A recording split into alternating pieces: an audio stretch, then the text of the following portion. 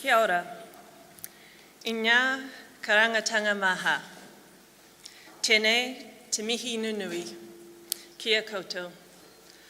Ko Lisa Yarwood aho. Hei kai tohu aho. Ki te aka matua o te ture. Tēnā koutou. Welcome to this fourth and final session of our 30th Symposium. We're really looking forward to jazzing it up this afternoon and to the future of law reform. Our panel of pithy presenters here behind me are going to consider the question of how law reform bodies could, and we will argue that really looking forward, should ensure that the public engage. Already today, we've heard Dame Patsy comment that the main stakeholders are the current and future citizens of our country. Fazleen noted that good law reform depends on an ecosystem. So how do we engage? In the definition, engagement is noted as requiring involvement and participation. Yet throughout today, we've heard of some of the other challenges facing the law reform community. And the increasing diversity of New Zealand, the accessibility of law reform, and how we appreciate and recognise tikanga. All of this presents a clear challenge to the law reform community. But as Terry Pratchett, a social reformer and author, noted, you can't go around building a better world for people. Only people can build a better world for people, otherwise it's a cage. Our presenters today are Kate Salmond and Paul Comrie-Thomson, advisors with the Law Commission. And we're very lucky to have Eve Bain and Pita Roycroft, former law clerks and current law students. In fact, Peter just finished an exam this morning, here to view their thoughts. Just before I hand over to Kate, I want to share a whakatauki as is appropriate. Mā te tuakana, ka tauteka te tēnā. Mā te tēnā, ka tautauki te tuakana. The older will lead the younger, and the younger will lead the older. Kia ora.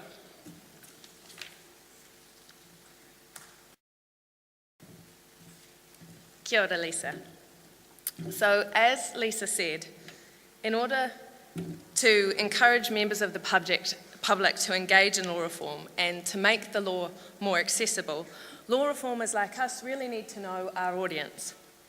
What does New Zealand look like today? What did it look like in the past when the Law Commission began? What will it look like if we really look forward? Now, the answers to these questions will help us to come up with new and improved ways of consultation, and those in turn will help us to craft better laws. Now, you may be asking yourself, is consultation really all that important to law reform? And in this regard, we agree wholeheartedly with Sir Geoffrey Palmer. It definitely is, which is why we have chosen this topic in this final session on law reform, really looking forward.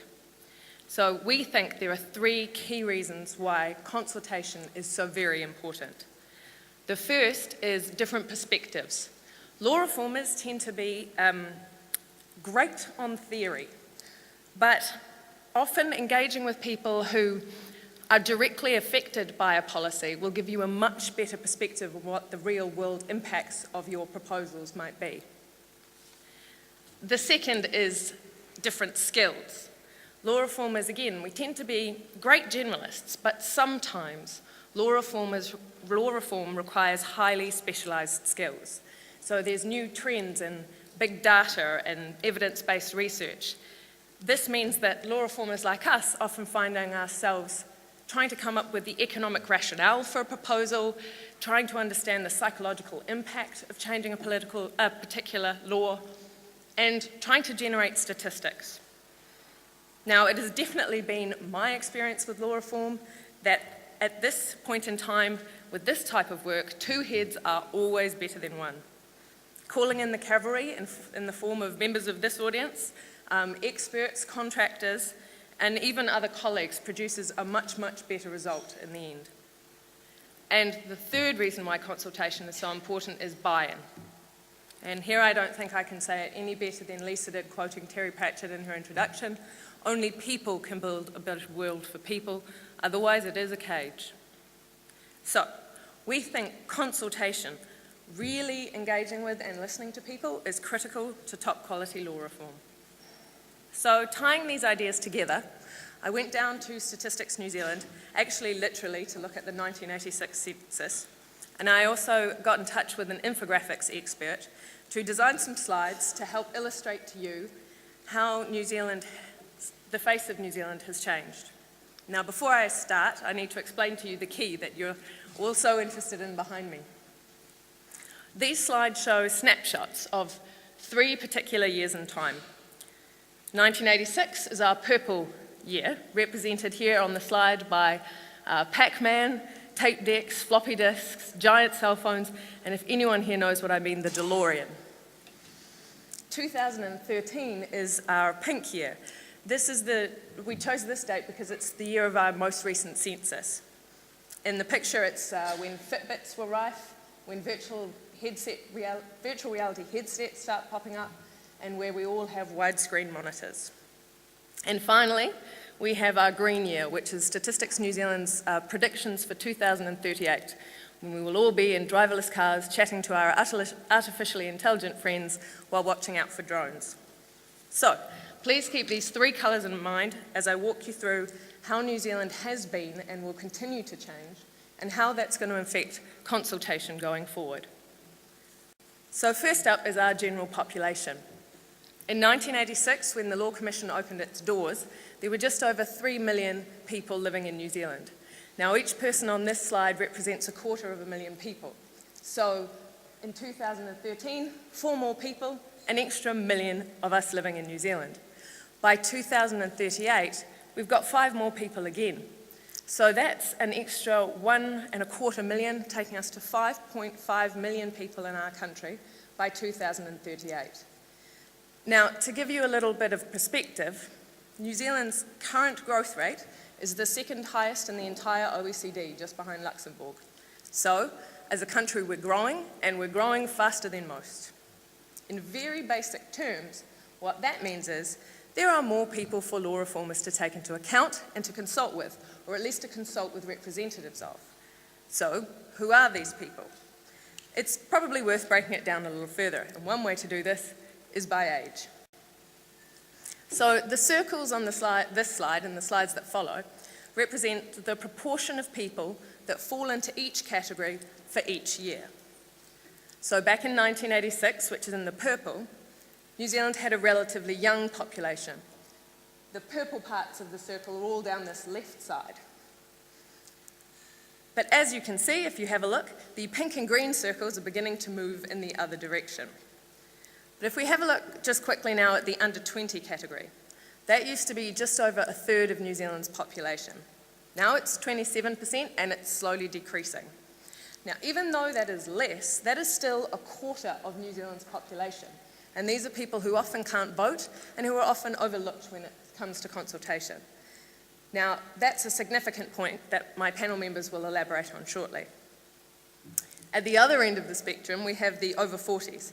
Now, I'm sure everyone in this room has heard about New Zealand's ageing population, but I think the image at the very end there highlights it quite well.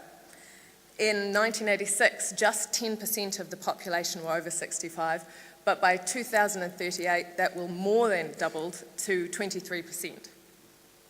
So most of that growth is going to take place in the next 20 years as the baby boomers in the 40 to 65 category in the pink move their way up to the green circle at the end. So again, it's going to be important to keep the 65 plus group in mind when it comes to consultation looking forward. And this group will probably respond to different consultation methods than the under 20s we were talking about earlier. Another way to think about consultation is to think of it through the lens of ethnicity.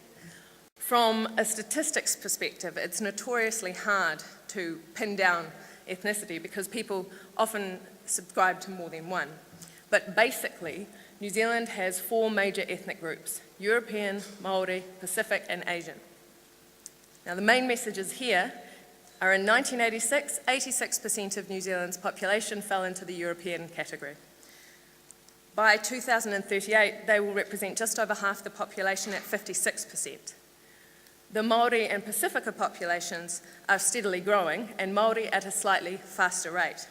This is a significant point, as Māori are our tangata whenua and have a particularly significant role to play in consultation, as discussed in our earlier session on Te Ao Māori. And the Law Commission is very excited to take up the challenge of consulting better with Māori in the future. The fourth group is the fastest growing one. In 1986, only 1% of New Zealand's population described themselves as Asian. This is expected to rise to 18% in 2038, making this the second biggest ethnic group in New Zealand.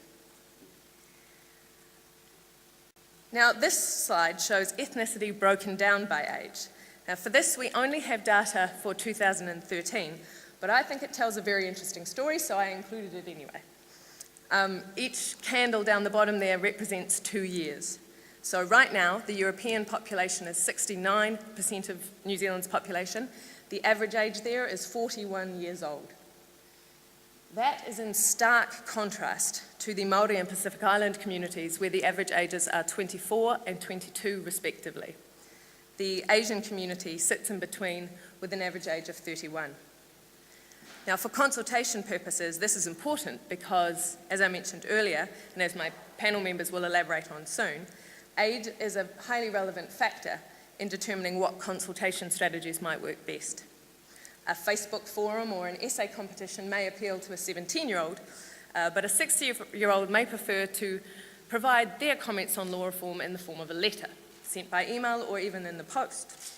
So law reformers need to know their audience and need to provide a variety of different consultation options.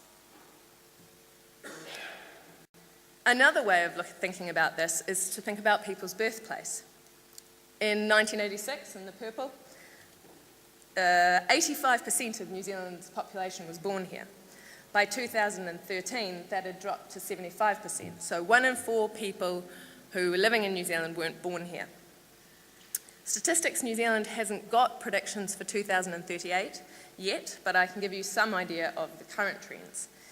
In 2012, so around the time of this 2013 census, net migration in New Zealand was 0. So about as many people left New Zealand with the intention to stay overseas as came with the intention to stay.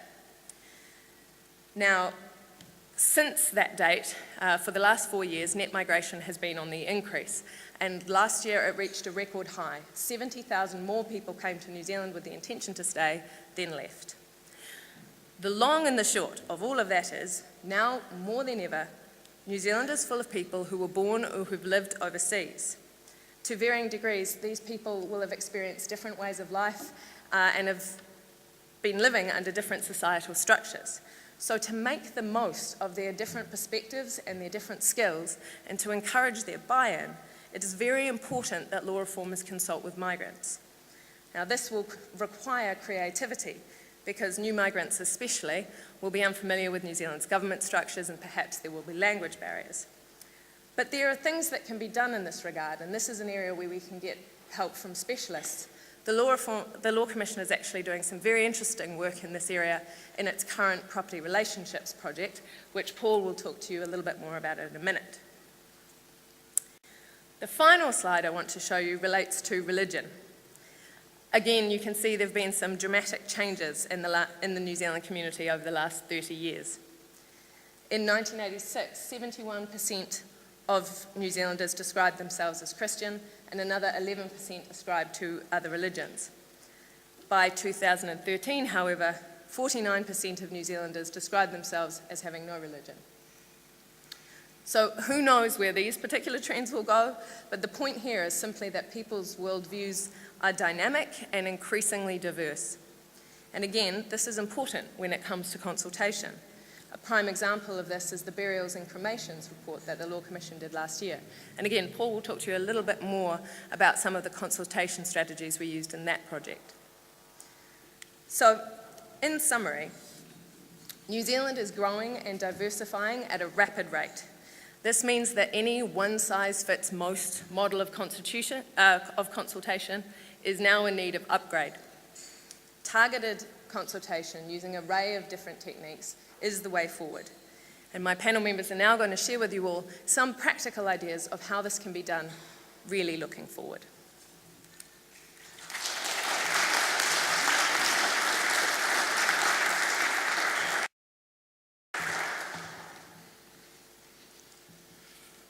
Kia ora, Kate. So Kate has introduced this idea that a one-size-fits-most consultation just doesn't cut it anymore, if it ever did. Some efforts are already being made to take more of a targeted approach in certain circumstances, though, and we've heard a little bit about that today. So before Pita and Eve look at creative consultation looking forward, I just want to take a few minutes to look at some of the creative consultation methods that are currently being used both by the Law Commission and elsewhere in government. But first, what is the standard method of consultation in government, the so-called one size and the one size fits most? This is the call for submissions on a policy proposal or bill at Select Committee. At the Law Commission, it comes in the form of an issues paper with a list of questions and a 3 to 4 month window in which the public can respond. And I don't want to denigrate or minimise the importance of this form of consultation. From a submitter's perspective, it provides the opportunity to engage in a level of detail that other mechanisms just may not allow. And that detail can be immensely helpful from the perspective of the organisation receiving the submission. But while it's a necessary element of consultation, it's certainly not sufficient. Calls for submission are only effective in reaching those who know what submissions are, who know how to make a submission, and who have the time to make a submission. So it's fundamental that every effort is made to reach New Zealanders by other means and to facilitate their participation. So as part of the Law Commission's default consultation strategy, we also tend to convene expert advisory groups and officials groups, and we make every effort to set up meetings with key interested parties that we identify. But the Law Commission has also been more innovative in reaching out on certain projects, and at the risk of engaging in a back-patting exercise, which this is not intended to be, I want to just share 3 examples. So my first example was the Commission's project looking at the regulation of the news media. At the core of the project was a question whether the regulatory environment was adequate to deal with emerging and new forms of media, the so-called new media. So in the consultation for that project, the Commission reached directly out to the new media and to consumers of new media. And the example I want to jump on is the Law Commission contributed blog posts to a number of prominent New Zealand blogs, namely Kiwi Blog, Public Address and Pundit. Readers were then encouraged to discuss the issues raised by the Law Commission in the comments, leaving the host to moderate the discussion. And this saw a decent level of engagement. On one of the posts on Public Address, there were 78 mostly substantive comments. This not only enabled the Commission to receive comment from certain interested parties who may not have engaged through the formal submission process, but because members of the new media hosted and moderated those discussions, they felt like they had a degree of buy-in into the project. And the feedback that the project team had was that the new media felt intensely involved, and consequently the Commission's report was relatively well received by these people. The second example is the review of burial and cremation law, which was a project with a very different and much larger audience. It was obvious to the Commission that there would be broad interest in certain aspects of the project, for example, issues around burial decisions, particularly because a number of matters have been raised in items in the news media in the preceding years, in particular the Takamura case, which led to the review, as has been noted. So in addition to getting issues papers out to the likes of public libraries to try and get more people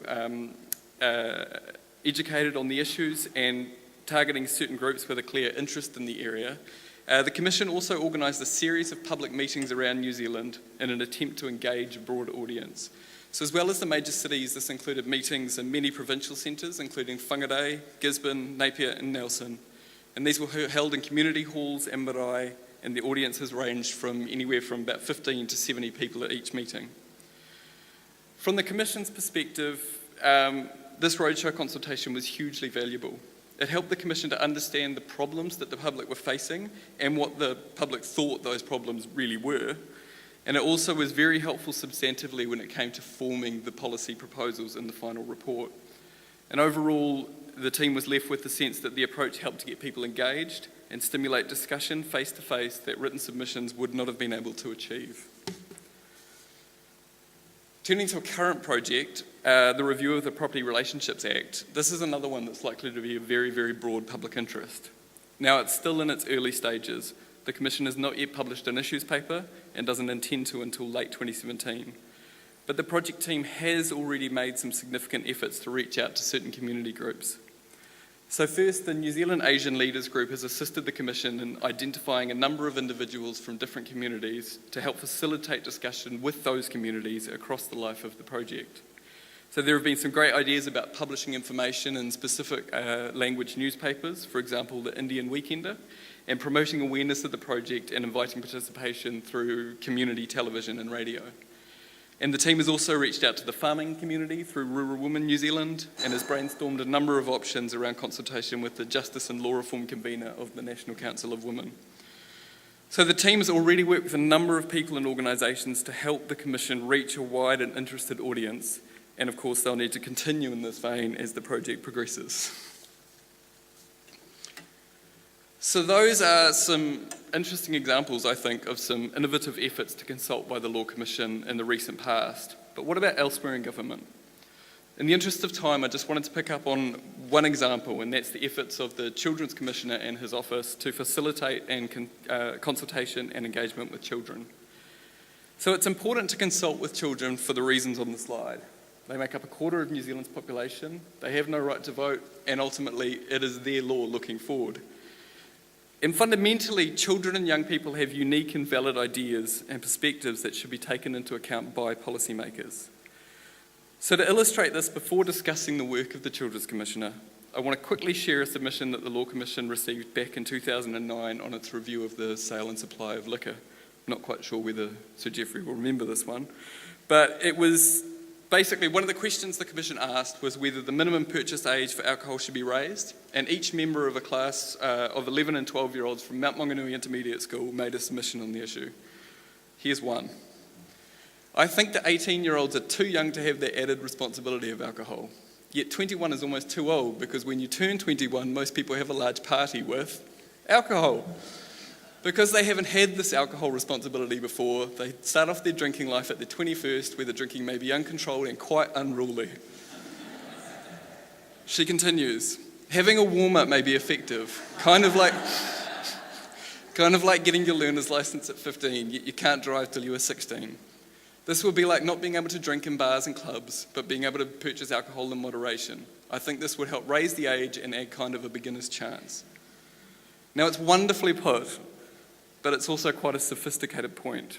This is how she sees her and her peers dealing best with acquiring increased responsibility, and it makes sense to her to apply that staggered way of acquiring responsibility to this problem. It's a strong policy argument, and it was good for the Law Commission to hear it from the perspective of a child.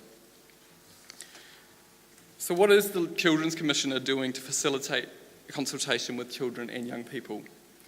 So first, there's the Listening to Kids resource, which is on the Children's Commissioner's website, and it's aimed at providing organisations and government departments with practical advice and tools to help when collecting children's views. But this year, the Children's Commissioner has also set up the surveys in schools using SurveyMonkey. So there are a bunch of schools that the Children's Commissioner has a relationship with, and if the Commissioner or a government department wants to collect children's views on a certain matter, then the Children's Commissioner can send out a survey. The schools then give these surveys to the children to fill out on their own time or on iPads in the classroom, with students participating anywhere from the age of 5 upwards. So this doesn't give a statistically representative sample, but it does provide access to children's perspectives, which can provide valuable insight into an issue.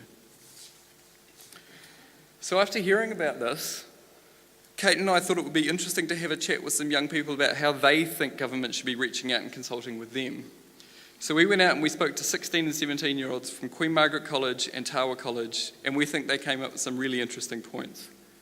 We videoed the discussions, and although the sound isn't wonderful, coming in the context of a classroom discussion with all the outside noise that comes along with it, we think it's important that they speak for themselves. So there were 3 key lessons that sort of came out of these discussions. So the first one was, the point was made that it is fundamental to get one person interested and then word will spread. massive numbers of people at this school at least follow the Facebook pages of the major parties. Especially I think if something like law reform came up on my sort of newsfeed and I could see that it involved me or people my age, I'd be very inclined to go and see what it was all about, and then it's just through that, one knife of the button that it will go to my friends. So I think that would be a very effective way to get out what you're trying to do. Well, yeah, because all the geeks are more than happy to annoy their friends with just posting heaps and heaps of political stuff because, well, we're well aware that people know what we are anyway, so we might as well broadcast it. There are people in this class right now that if you guys made a Facebook page, we would go like it, we would check it out, but we would be the minority. I don't like social media, so that's why I've been really quiet because I don't understand it. Is there anyone here who doesn't use Facebook? Yeah, okay. Also, they could totally just send out flyers. I just think it's a really cool way of making people hear about things. Because on Facebook you can easily scroll, whereas a flyer, you have to at least look at it. Also, I think if it's of interest to you personally, I don't know if you could create some sort of list so certain people would get, I don't know, just a page a month or whatever on what you've been up to and what is coming up and what you're doing. Because I know I don't get that much mail to myself personally because of the internet and social media, so whenever I get my monthly bank statement and that enough excites me. People are addressed to me on the counter and oh yay, what's this? Oh, I know what it's going to be, but I'll still open it and have a look at it. Word of mouth with young people is also the best way. Like UN Youth, they run a lot of Model United Nations events, and the people who are always involved in those events are very interested in politics and what's going on, but still wouldn't know about things like this. So if you could get them to give you a shout out at their next event, then you'd get 100 page views in the next evening. You just need to find an audience who will be able to spread your news, not just broadcast mindlessly into the internet, because someone might pick up on it, but you need to really target the people you choose first. You need to see or have some kind of way that you see, oh, this is involving me. As soon as you start getting sort of introductory things where it's all this is what's happening, it's okay, but how does it affect me? We're all very selfish. As soon as you can get sort of one interested person that will spread. So even if you had those comment things or would you like to investigate this further, if that person got a little email about could you get some other opinionated people who might have some ideas to do this forum at this time, I'm sure they would be able to get the word out in other ways. It just takes that little one person. So the second lesson is that it's important to make participation easy, at least at the beginning.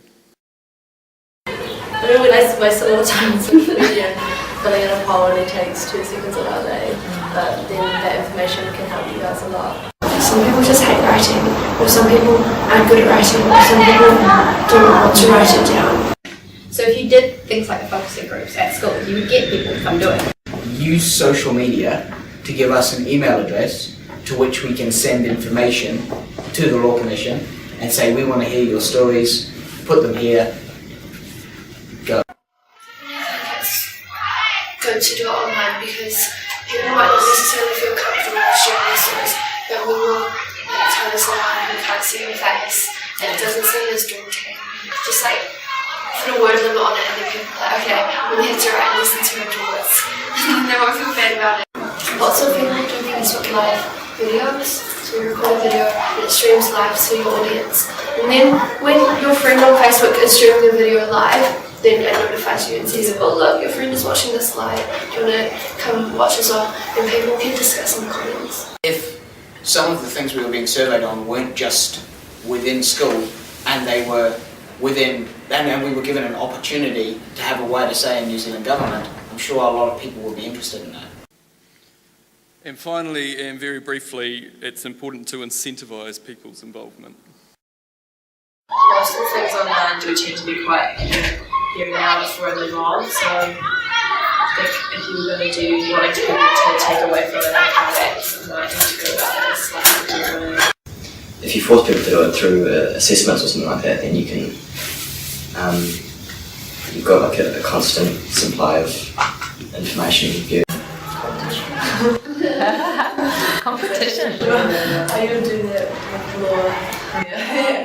I know competitions always keep people get interested and stay involved, you know, to keep them coming back. Is that something that we should do? Student ambassadors could be a really good thing.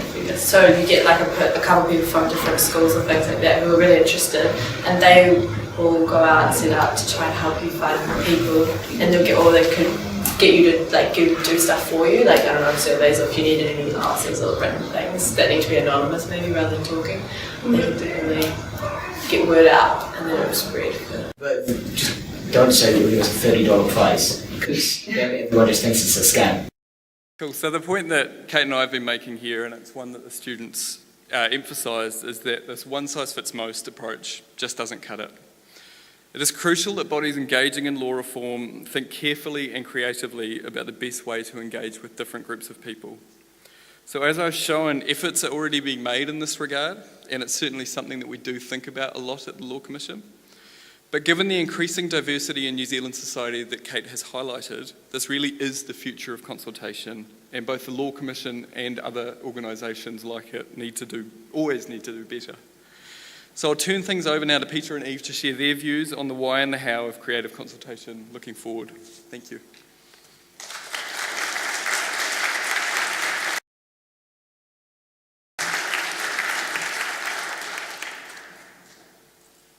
Thank you, Paul. So our part is really on the issue of looking forward, and the question is how and why should law reform bodies engage and consult with the public? And so my part will focus on the why aspect. Why do we need to think about reforming law reform? What trends or societal changes make this necessary? And overall, why is this actually important?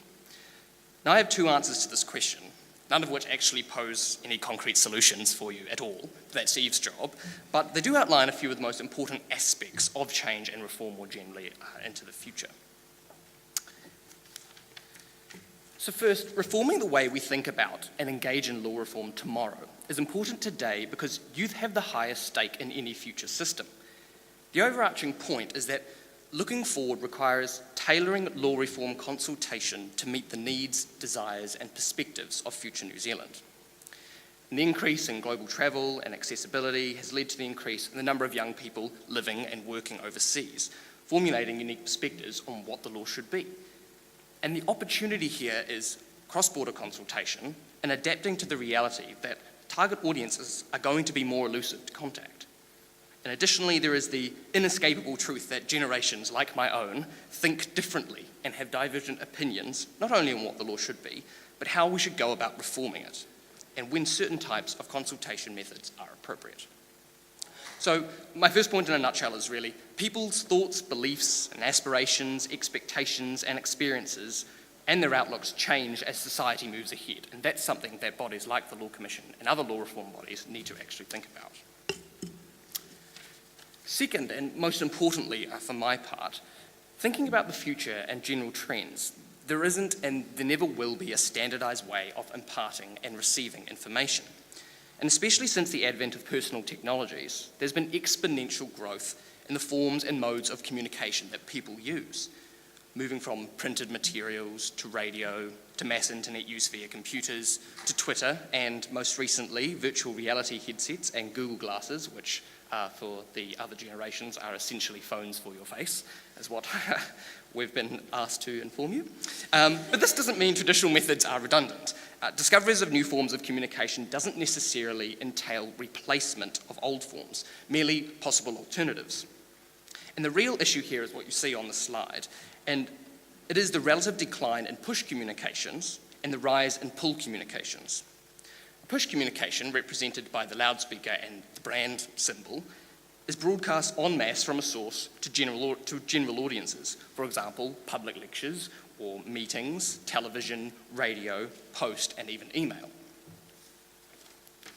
Conversely, a pull communication, represented by the magnet, is one where information is retrieved by more select audiences at their leisure, specific to their desires. For example, podcasts, vlogs, which are video blogs, usually themed to attract specific sectors of the audience, ebooks, specialist news apps.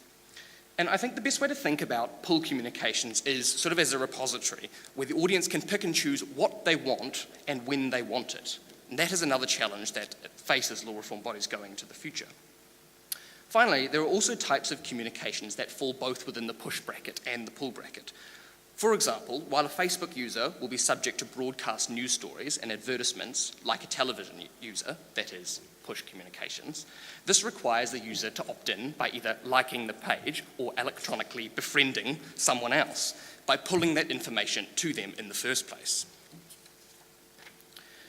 And so one consequence of this trend is that people are subjected to mass media broadcasts on a range of issues less often because push communications are in decline. And instead we expect small packets of specialised and tailored information which we think are relevant to us. We don't want to listen to 99 stories when only 2 or 3 are what we are interested in. And furthermore, the wealth of information readily available to everyone means audiences expect quantitative and statistical support for a theory or an opinion, though I have none for you at the moment on my speech, but rather than relying wholly on qualitative value-based approaches. And the trend also means that information needs to be enticing, effective and crisp, nicely packaged, a point which Eve will elaborate on in her part. Otherwise it might be perceived as irrelevant to the audience and not pulled by the actual target group. It therefore requires law reform bodies to be flexible, both in consultation methods and when communicating with target groups and broader audiences like the general public. But as a whole, this should be taken as an opportunity rather than as a challenge or as a duty for bodies like the Law Commission, because adapting to your audience and adapting to become more adaptable can only be a good thing. And the opportunity here is for law reform bodies to find an appropriate media to slot themselves into so people think, hey, this is one of the things that I like to talk about. I'll click download. I will pull the information towards me. And as I said earlier, target audiences will be more elusive given globalization and the fact people have more choice in what information they receive. But that's the beauty of pull communications. You don't have to be in broadcast range. It should be accessible everywhere.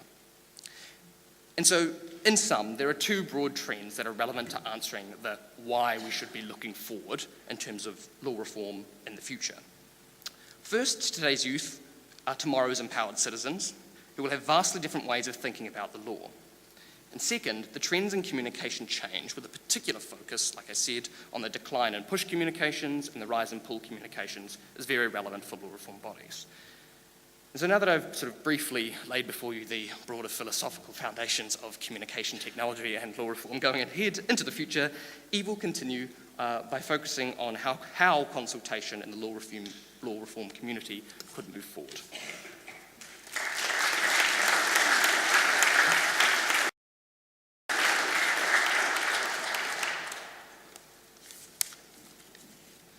Thanks, Peter. As Kate, Paul and Peter have shown, our society and the way that we communicate is changing.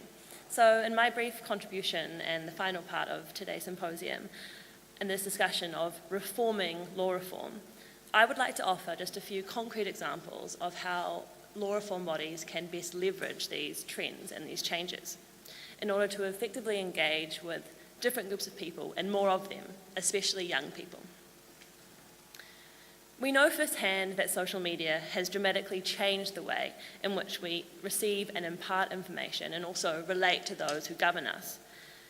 And in this media-saturated environment where everything competes for your click by being funny, by using a video, colours and images, a text-heavy and long issues report is simply unattractive to a wider audience. Here it is important to note that the goal of these videos is not to replace the more traditional forms of detailed reports, but to be a hook in order to attract a wider audience to later visit the website or visit the more detailed information. This has been done effectively in the past, and as you'll see playing on the slide now is a familiar video published by the Electoral Commission. This video explains a complex issue of public importance in a clean, concise, and simple manner, without sacrificing accuracy.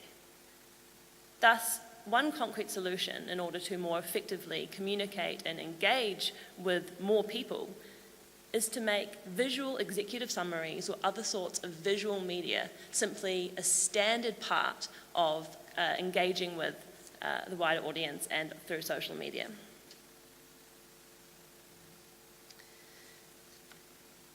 So these icons behind us are now part of the fabric of our society, and law reform bodies cannot afford to ignore them.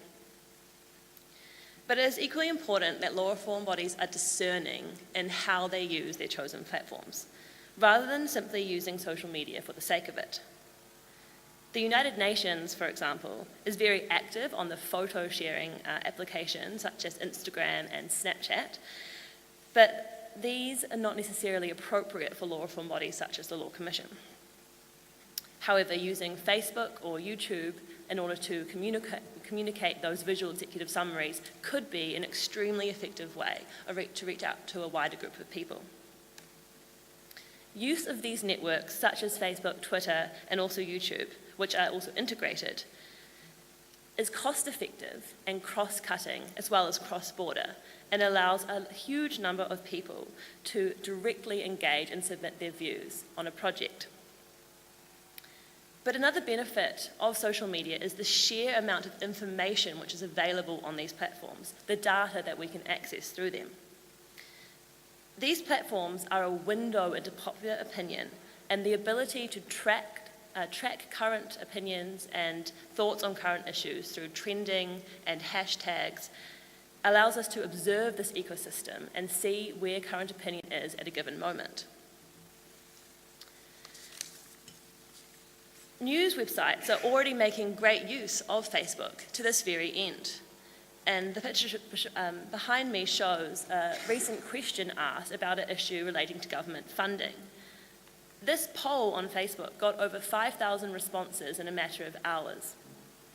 And while far from perfect, I admit, such online polls are a very easy way to reach a large number of people and get an idea of, at that moment, where current opinion is sitting. Other law reform bodies are also taking positive steps in this direction. Thus, this picture here shows the Virtual House app, which was released by Parliament last year.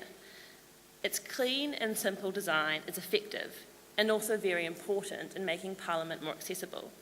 You can see where the House is sitting, when the House is sitting, get information about any MP by clicking on their position of seat in the diagram of the House, and watch Parliament TV on your phone.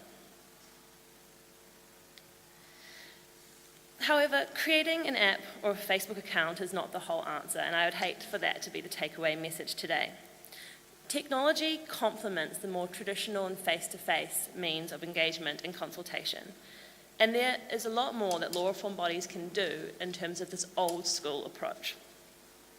To this end, in this final part of my brief talk, I'd like to talk about the importance of engaging with universities and university students and youth-run law reform organisations. Paul mentioned the importance of engaging with children. And just because a child may lack detailed knowledge of a policy proposal, this does not make their opinion any less valid. Children are more than capable of expressing whether an idea seems right or wrong to them, especially as part of a first principles review. And nor do you have to have finished your law degree to produce highly detailed and valuable research, even if I do say so myself. University students are a resource, and especially at honours level, are producing work which often has law reform as its very focus. Engagement with universities could take two forms. One would be more ad hoc and based on the subject matter of a particular reference. For example, a reference which involved scientific and knowledge and detail of technical expertise could make great use of engineering or science students who are learning the most current and up-to-date technological developments. However, engagement with universities could also be more systematic in the form of law courses requiring, as part of their assessment, a submission to the Law Commission or a select committee, or Law Commission advisors regularly giving guest lectures to show law students or policy students the real-world implications of their current academic study. The final point about engaging with youth-run organisations requires law reform bodies to see themselves as part of a much wider law reform movement and effort, and take stock of the resources that already exist. The Law Commission can see itself as the centre or repository of this movement, but does not by any means have to do all the groundwork itself. Now, I was very happy to see one of the students in the email mention United Nations Youth New Zealand, an organisation very close to my heart and which I have been involved in. And one of UN Youth's annual national conferences is Aotearoa Youth Declaration, which brings together over 200 secondary school students every year to formulate policy proposals which are voted on in a plenary session and then submitted in a formal document to the government. Now, over the past 7 years, both the government and the opposition have responded in detail to the majority of these proposals, and has been used as a tool not only to teach civics education, but to enable these young people to engage with ministers and their local MPs. Further, there are other youth-run organisations, such as university-based community justice projects and also Just Speak, which focuses on criminal justice system, and I'd like to acknowledge representatives of Just Speak in the audience.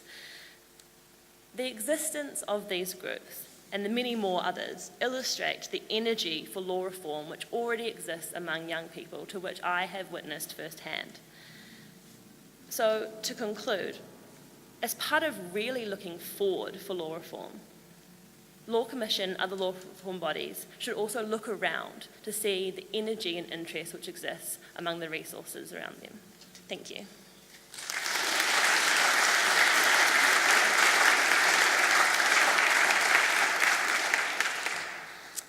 Thank you. I think probably the key takeaway, if you'll excuse the pun, that I have is the role of pizza in law reform.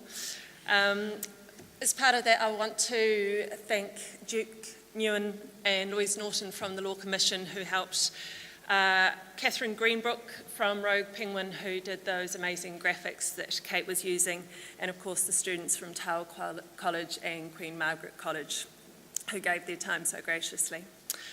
So we have time just for a couple of questions. I'm sorry there isn't longer, but...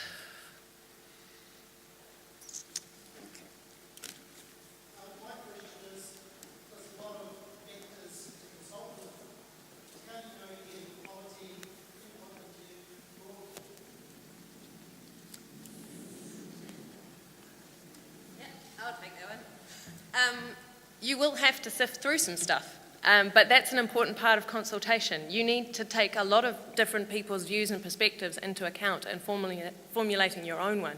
And you can't preemptively write them off as not being relevant until you've listened. So it's a case of shifting resources earlier in the piece so that you get a better product in the end. And if you get a better law reform product at the end, that will save you a lot of money further down the path. Well answered. Yep. One thing you've all stressed is the importance of engaging with youth. And as a relatively young person, I've been pushed into voting all the time, but the youth voter turnout in New Zealand historically continues to be really low. So how do you envisage what you have talked about today to avoid those same problems that the electoral system's having to deal with? Maybe Peter or Eve? I guess I think putting to one side whether we actually think there's a proper debate as to whether there is actually a larger level of youth apathy, for voting and for law reform. I think the issue is you need to look at why are youth, if they are being apathetic, what is the cause of that? And I guess if we look at it from a communications perspective, we might say that, law reform bodies aren't engaging in the types of consultative methods that perhaps youth might be more responsive to. So, like Eve and I pointed to, perhaps a broadening in the Law Commission and other law reform bodies' ways of consulting and communicating with the public, and especially with youth, that might help with reforming that particular issue. But I guess aside from that as well, it doesn't, just because, even if there was sort of a level of youth apathy, that's not a reason why consultative methods should not adapt and evolve. And I think that's something that those bodies need to look toward doing. Thanks, Peter. I'm sorry we'll have to call it to a close, but thank you very much for your time and attention this afternoon. I'll invite Donna up for some closing remarks to the symposium. Thank you.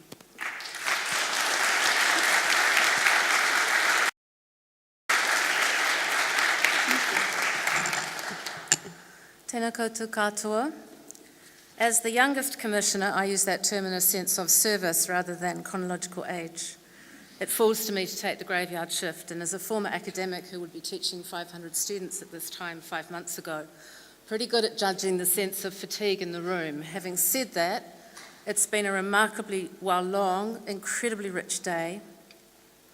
I do want to start at the beginning. I want to say that 3 of the commissioners who are currently serving took up their warrants between February and May of this year. And we decided to take a day away to talk about what that meant. And because we were looking both literally and figuratively to the work we'd be doing together, we felt our 30th anniversary needed to be an exercise in addressing the future, and doing so in the wider context of the law reform community in which we take our part. Justice Joe has already used this image. These community relationships represent in part the strength of Te Aka Matua, the parent vine from which the Commission draws in its task of investigating reform of the law. Another strand of that vine is the work of our predecessors, and as the President did so at the beginning of the day, I again pay tribute to those who've come before us. They include 9 female and 27 male commissioners, and over 110 legal and policy advisors, as well as management, information services and support staff. But for their commitment, we could not have been the beneficiaries of this opportunity to connect with the rest of our law reform community. There have been some memorable images that have percolated this symposium. They're markers of the enterprise we engage in every day. And here are some of them. I've selected 2 from each session. From the first session, it is the Commission's strength that it can walk backwards into the future. I think that's a theme that's been picked up on in several sessions today. From that same session, it is the role of a law commission to spearhead tough policy choices. It is the role of the Commission to lift and shape the debate and not follow the tide of public opinion. And my actual favourite, so can I please add a third, that the reform conversation between the Commission and the courts is the legal equivalent of a musical mashup. I see a thesis coming out of that remark. From the second session, and Lisa's referred to this, good law reform depends on an ecosystem, does not exist in a vacuum.